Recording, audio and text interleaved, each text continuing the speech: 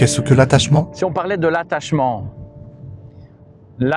qu'on peut avoir sur une personne, qui est un attachement en réalité, un attachement virtuel, un attachement émotionnel qu'on déclare en fonction de ce que l'on peut avoir.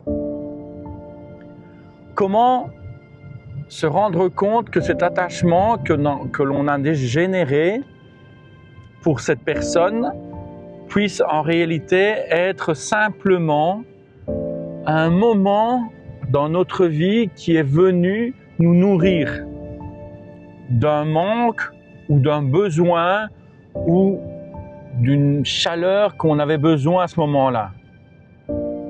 Quand cette personne quitte l'environnement, quitte notre vie, on se rattache à cet attachement. Cet attachement qui n'est pas réellement vrai, parce que c'est un attachement qui s'est créé peut-être sur 1 mois, 2 mois, 3 mois, voire plus. Et ça donne une idée de manque que l'on veut revivre, que l'on veut recommencer à repartager.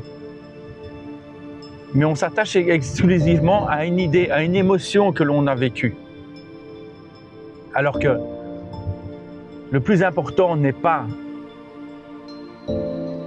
l'émotion réellement, alors que l'émotion est importante, mais le plus important, c'est ce qu'on a réellement partagé avec cette personne. Et ce qu'il y a eu entre elle et vous,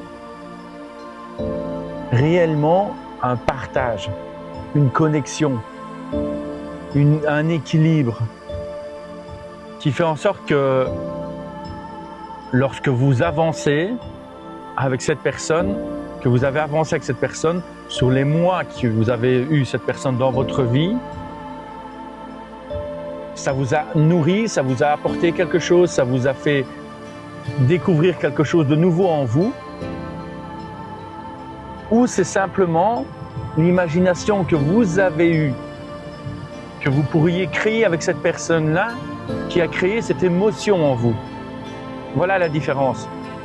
Arrivez à faire la différence entre ce que vous avez créé vous-même de cette rencontre avec cette personne, ou bien de ce que vous avez vraiment eu de cette personne, ce que vous avez reçu comme énergie, comme émotion, comme amour, comme partage de cette personne qui vous a créé cette émotion. Donc l'émotion est importante, mais elle n'est pas la plus importante. Ce qui est le plus important, c'est de savoir comment vous l'avez créée.